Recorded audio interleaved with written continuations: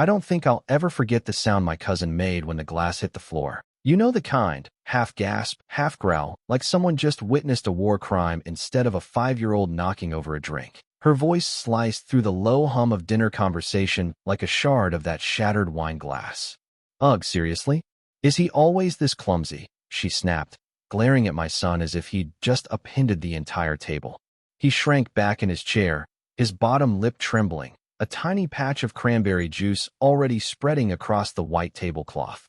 And in that moment, just a heartbeat after the clink of glass, and before anyone else could react, I felt it again. That old, familiar tightness in my chest. The one I used to get as a kid, back when my family acted like I was the one always ruining everything, too. My name's Samuel. I'm 36, a single dad, and the only reason I even came to this dinner was because my Aunt Helen practically begged me. It's just a little family thing, she said. You and Eli should come. Everyone would love to see you again. I should have known better. There's never been a little family thing in this clan that didn't somehow spiral into a circus of guilt-tripping, subtle digs, and thinly veiled comparisons. But Eli was excited, and I told myself maybe, just maybe, things had changed. Spoiler, they hadn't. The gathering was held at Aunt Helen's house, a sprawling 2-story home with furniture that looks like it's never been sat on and carpet that's somehow always pristine. She hosts these dinners once every few months, usually under the pretense of bringing the family together. But if you've ever had that one relative who uses every get-together as a thin excuse to peacock about their kids' achievements or drop snide comments about yours, you'll understand what I was walking into. We arrived just before 6. Eli, who just turned 5 in October, clutched his stuffed tiger in one hand and my fingers in the other. I dressed him in a little collared shirt and black jeans, and he looked like a walking Hallmark card.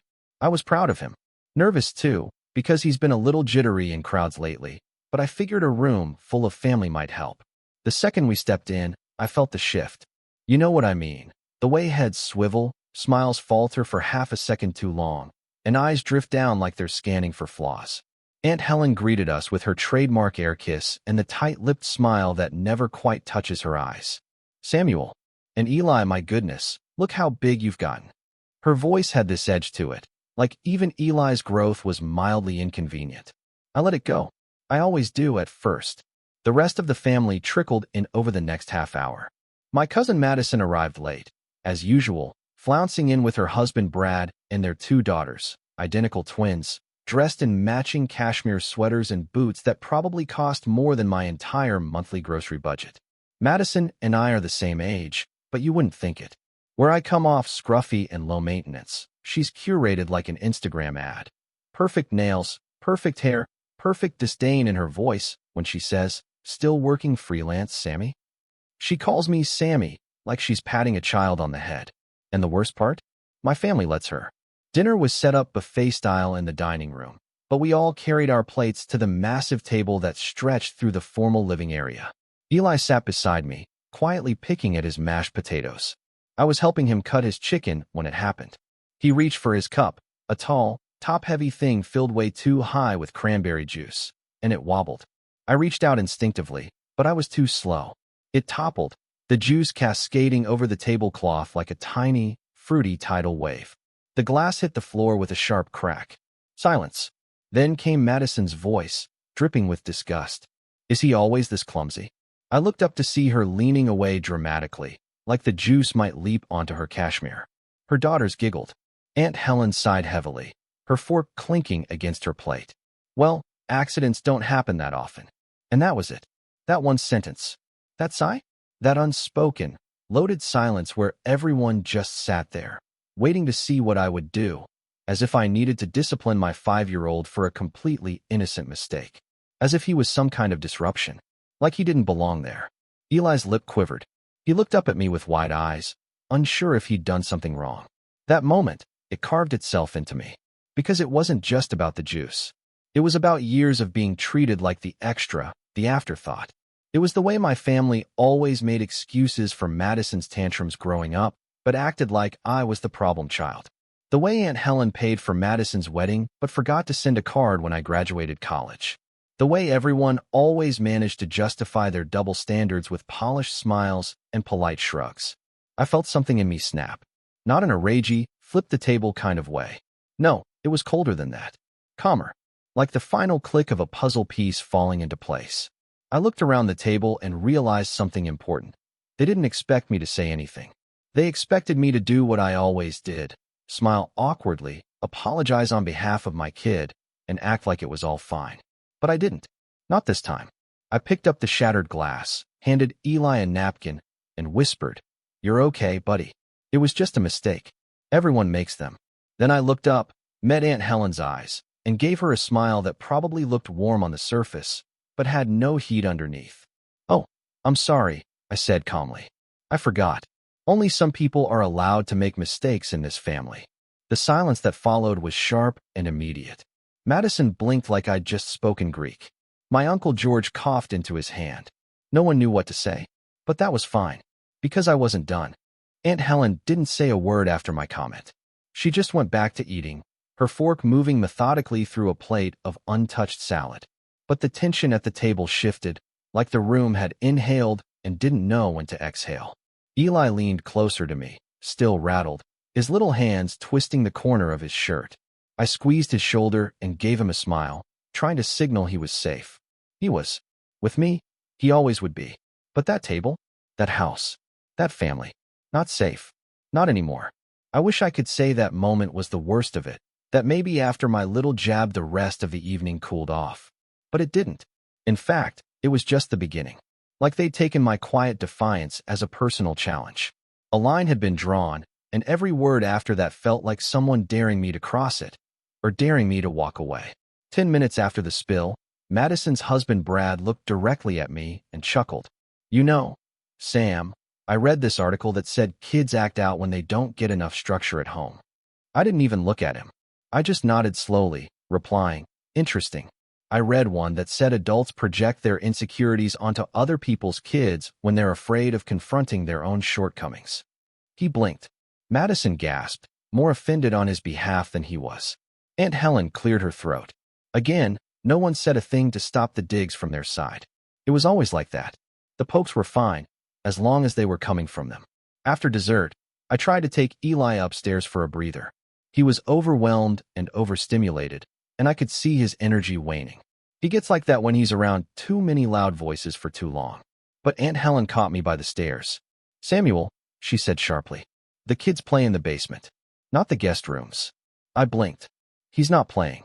I'm just giving him a quiet space to calm down." She gave me a tight smile. "Well, we all have to learn to function in a group eventually. Maybe if you didn't coddle him so much, he'd learn how to handle himself like the twins." The twins. Madison's prized daughters. The same girls who once locked Eli in a closet at a barbecue and told him it was a magic trick. The same girls who lied about it and cried when confronted, and somehow, I was the one who got a call from Aunt Helen about teaching Eli not to wander. I didn't argue with her then, just said, "Of course," and turned around. But something burned in me all evening. A low simmer I couldn't shake. That feeling of being watched and judged, not for what I did, but for who I was. Or more specifically, who I wasn't. See, in this family, the hierarchy was unspoken but ironclad. Aunt Helen was the matriarch. Madison was the crown jewel. Her younger brother Jeremy was the golden boy who'd fallen on hard times, but was still treated like a war hero every time he showed up for dinner. Everyone else. Background noise. Extras in the Madison show. And I was the cautionary tale. The artsy one, the dreamer, the one who didn't go to grad school, didn't marry well, didn't settle down. Even though I've supported myself and Eli without a cent from anyone, it's like they still see me as this failure that needs fixing. Dinner finally ended around 9.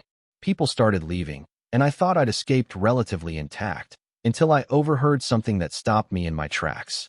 Madison and Aunt Helen were in the kitchen, their voices low, but the acoustics in that house carry. I was in the hallway, helping Eli get his shoes on when I heard Madison say, "Honestly, I don't know why he keeps bringing that kid around. It's exhausting. I know it's sad, but not everyone wants to spend their evening babysitting a ticking time bomb." Aunt Helen sighed. "He needs to understand the world doesn't revolve around his child. I mean, poor Eli. But maybe if Samuel got his life together, he wouldn't be so sensitive."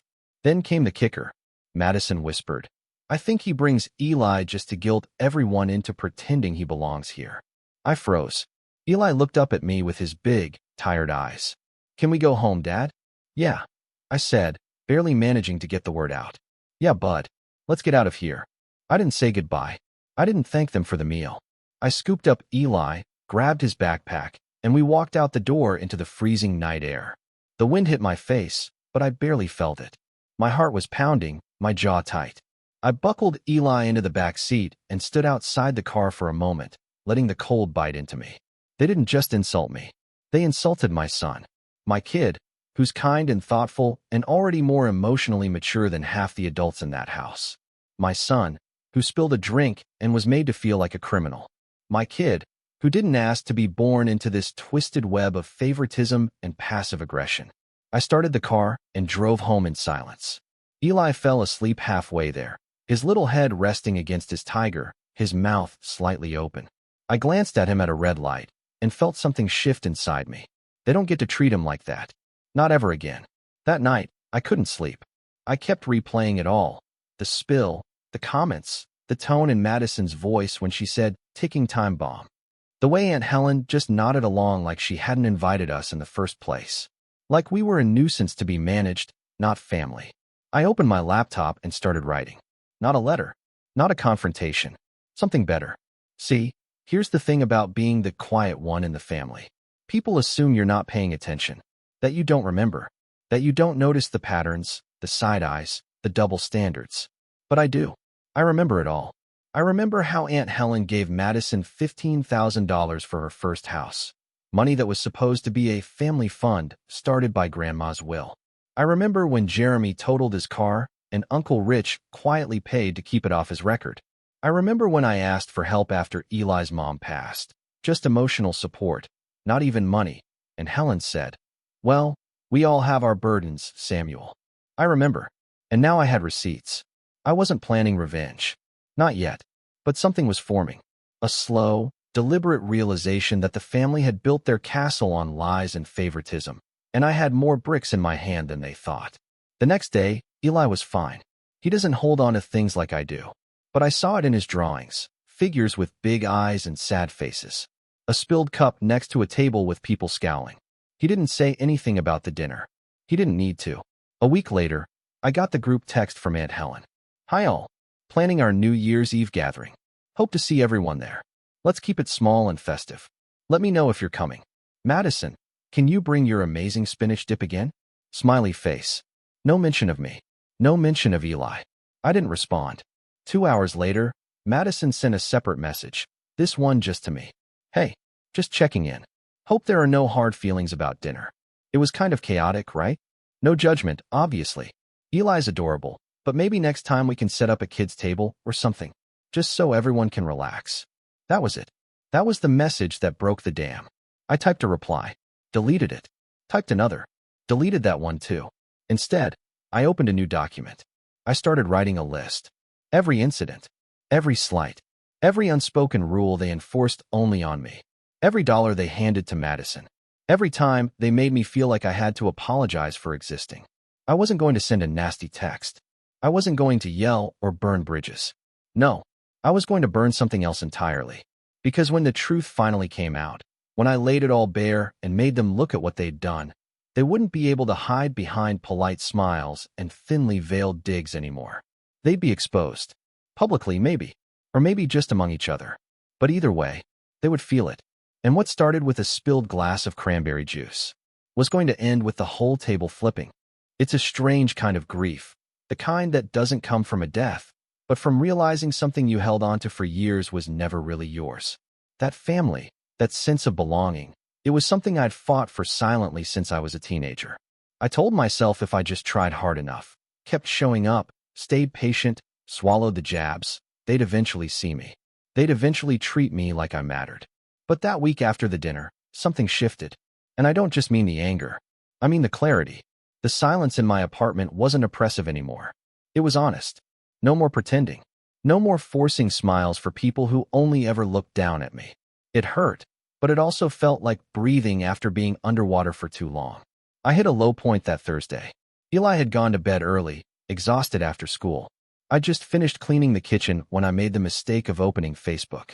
Madison had posted a full album from Aunt Helen's dinner. Family nights are the best nights, the caption read. Every picture was filtered and curated. Platters of food, wine glasses raised in toasts, the twins smiling in their coordinated sweaters. I wasn't in a single photo.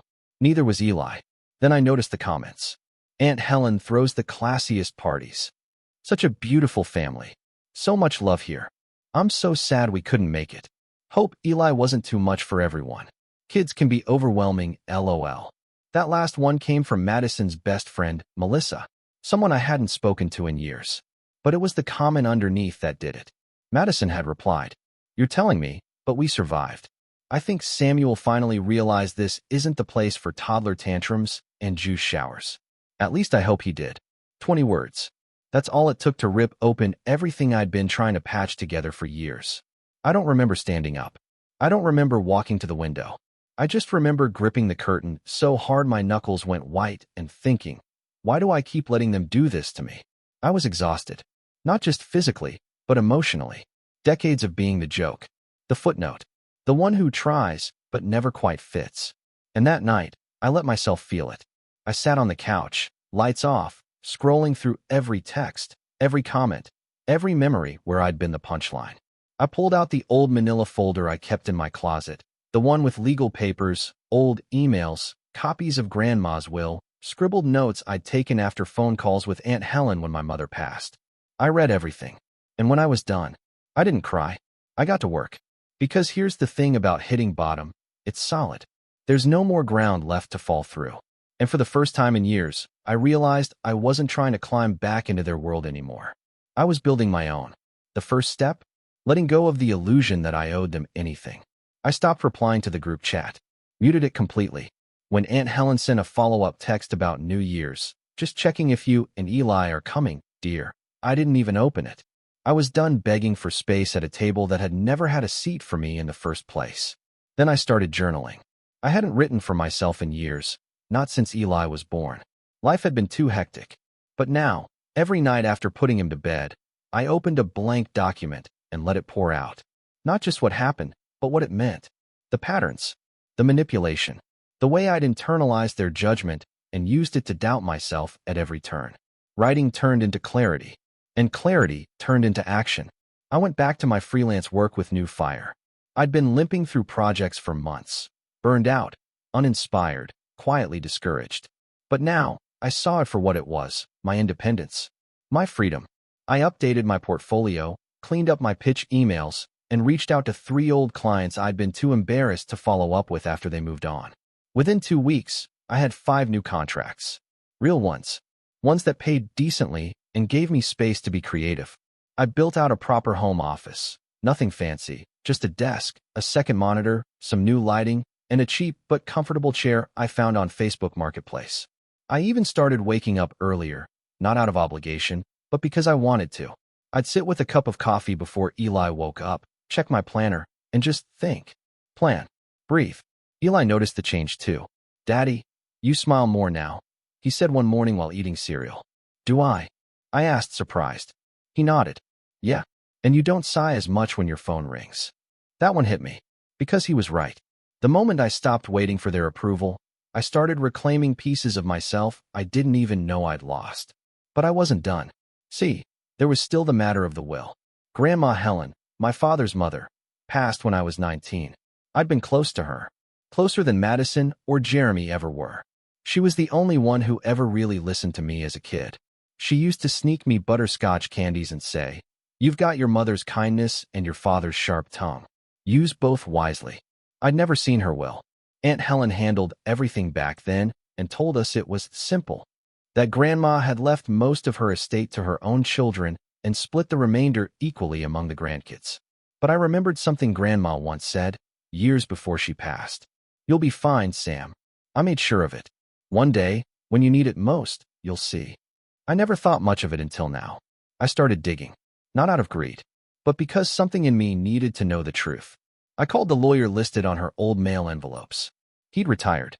But after a few referrals and a lot of hold music, I found the firm that had absorbed his old practice. I gave them my name, explained I was a listed family member, and asked if I could request a copy of the will. There was a pause. Then the woman on the line said, "Hold, please." When she returned, her tone had changed. More cautious. "Mr. Lucas, we'll need to verify your identity and relationship to the deceased. If you can provide proof, we can send you a certified copy of the public portion of the will." I sent in my documents. A week later, a thick envelope arrived. And when I opened it, everything changed. The will was clear.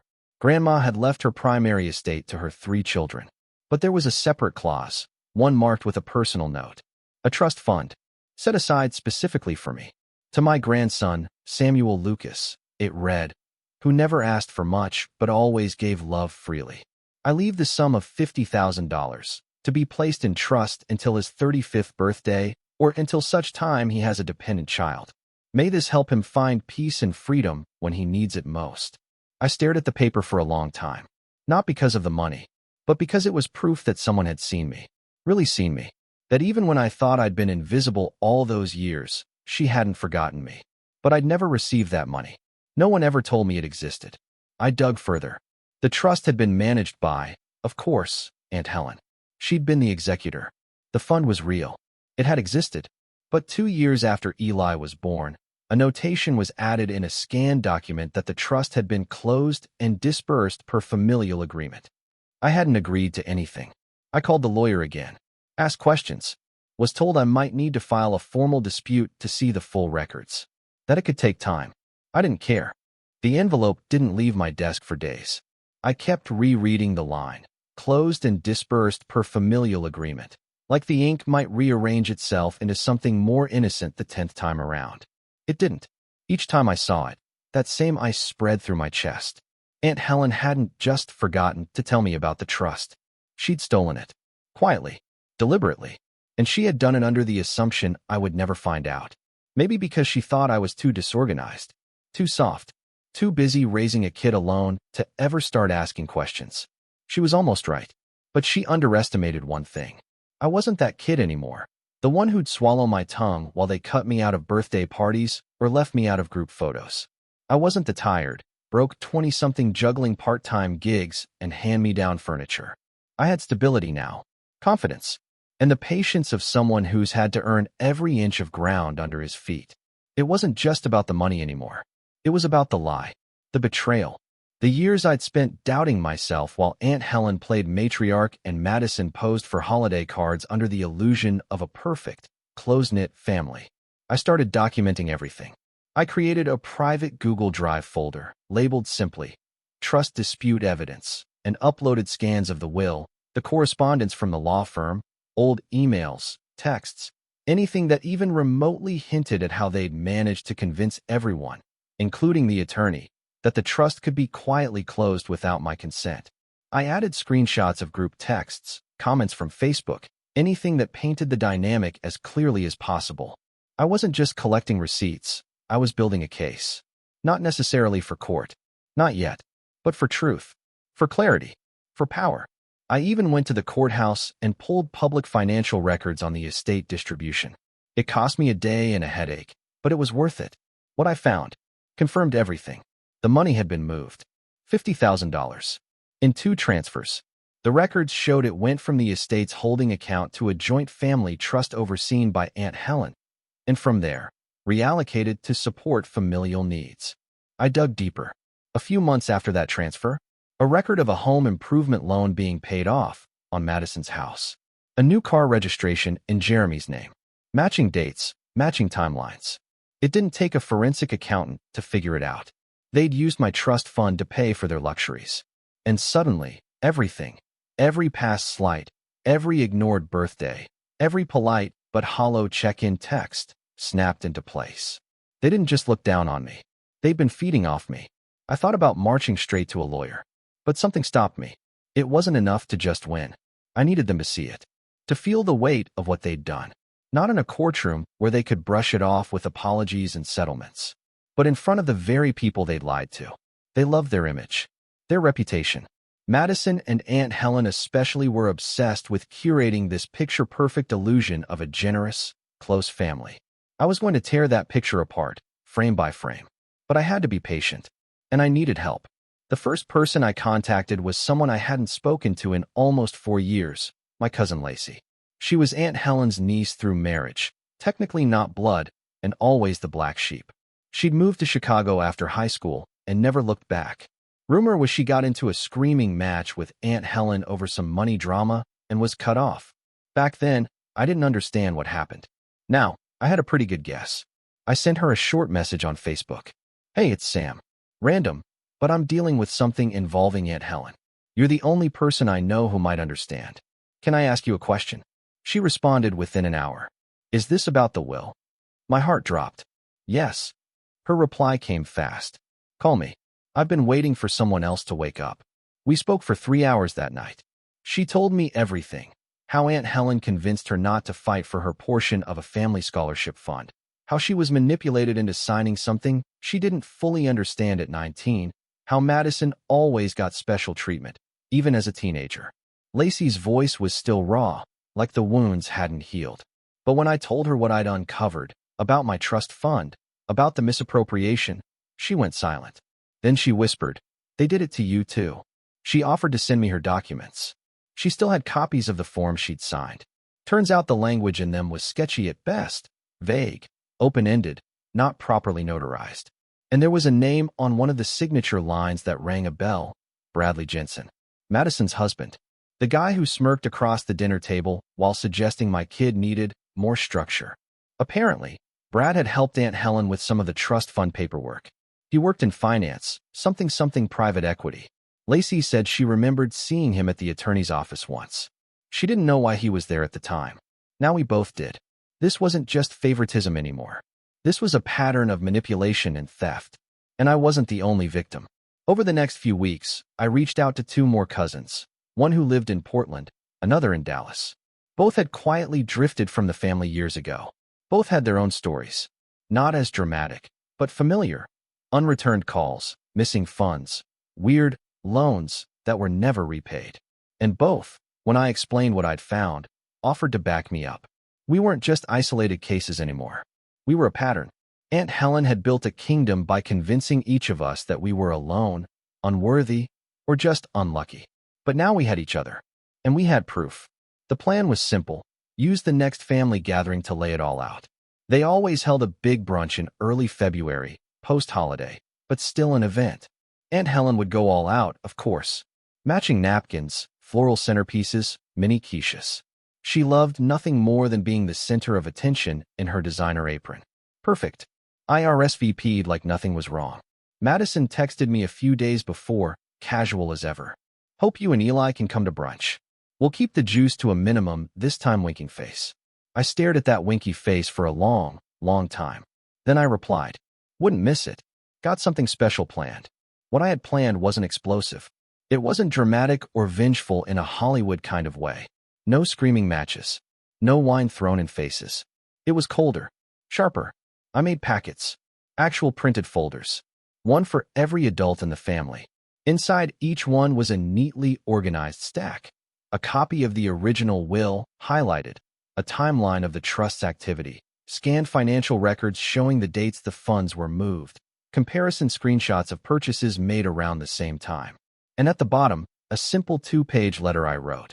It was firm, polite, almost clinical, but it ended with a question. If this was your child, how would you feel knowing the people he trusted the most took from him before he could even walk? I sealed each packet in a blank manila folder.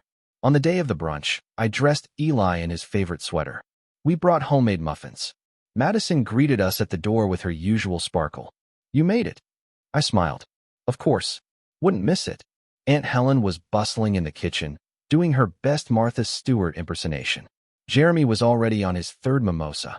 The twins were squealing in the living room about something on TikTok. I waited. Waited through the introductions, the chit-chat, the small talk about weather and property taxes and Madison's upcoming vacation. Then, right before everyone sat down to eat, I stood up. Hey, I said, loud enough to silence the room. Before we eat, I've got something I want to share. All eyes turned to me. Aunt Helen raised an eyebrow. Samuel, can it wait until after we've eaten? I smiled. It'll only take a second. I opened my bag, pulled out the stack of folders. One by one, I placed them on the table. Quiet. Methodical. In front of Madison. Brad. Jeremy. Aunt Helen. The uncles. The aunts. What is this? Someone asked. I didn't answer. Instead, I leaned down, kissed Eli on the top of the head, and said, "Go play, bud." Then I looked up at the room, took a deep breath, and said, "Let's talk about Grandma's will." The room froze. Aunt Helen's face drained of color. And in that moment, right there, in that pristine kitchen surrounded by people who had once treated me like I didn't belong, I saw it. Fear. Not the fear of consequences, but the fear of being exposed. The moment I said those words, "Let's talk about Grandma's will," the energy in the room shifted so fast, I swear I felt it in my bones. You could have heard a fork drop, and considering this family loves to fill silence with pointless commentary, that silence meant something. Aunt Helen stood frozen near the sink, spatula in hand, like I'd just told her the house was on fire.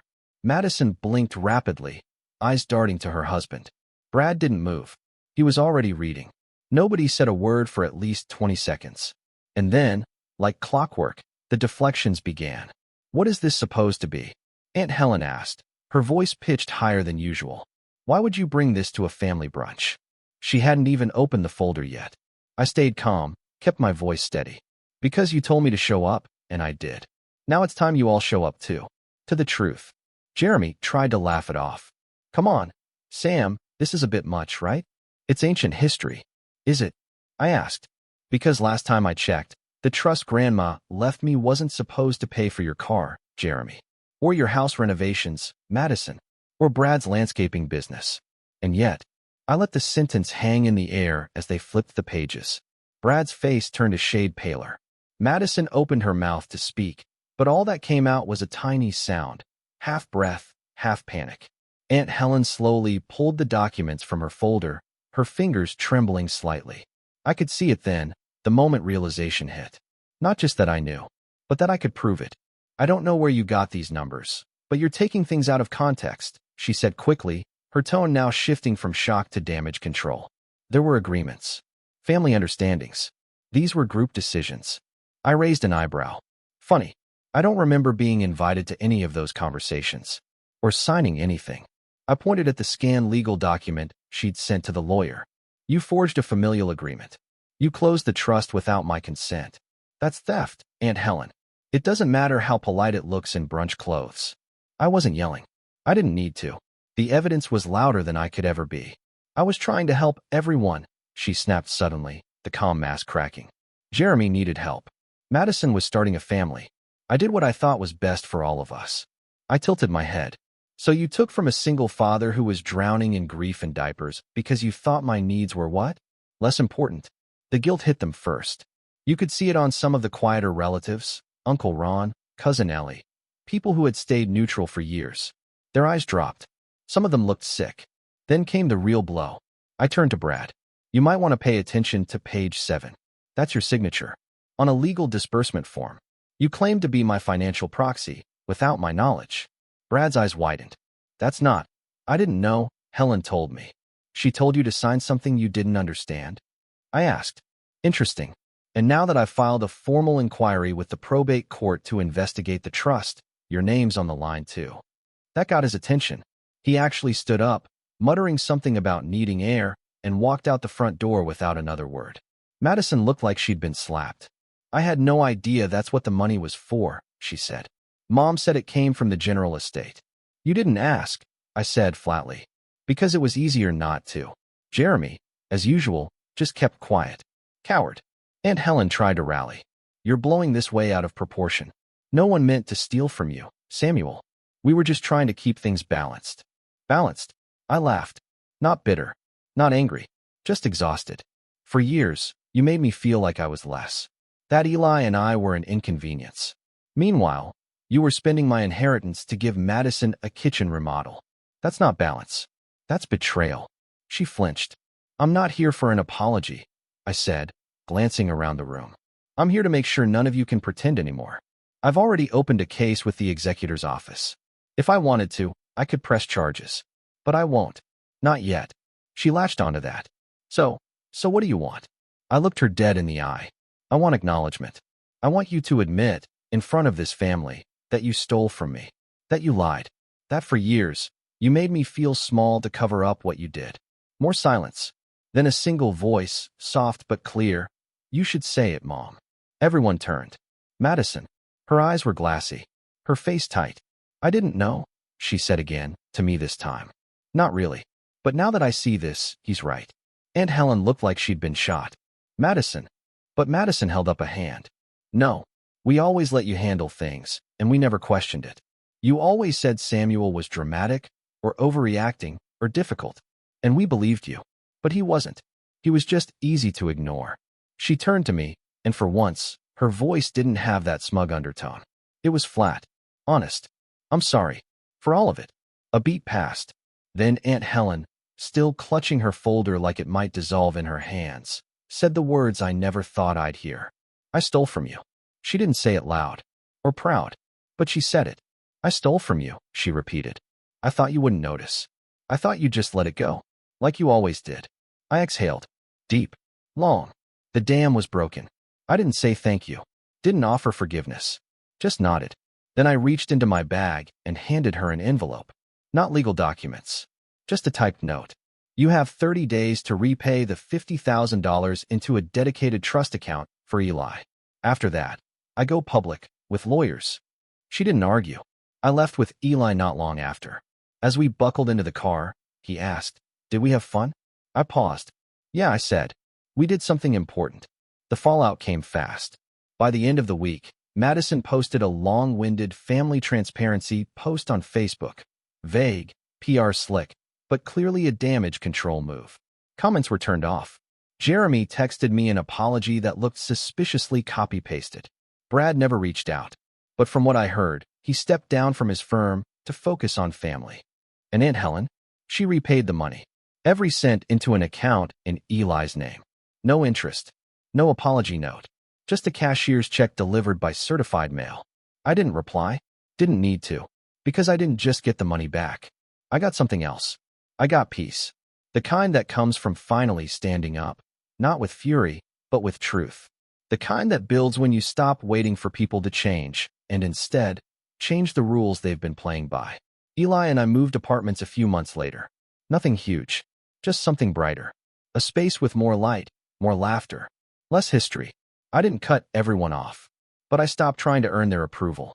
I stopped making room in my life for people who only wanted me around if I played small. The next family event came and went. I wasn't invited. I was okay with that. Because for once, I wasn't holding the empty glass. I was holding the pen. And I was writing my own ending.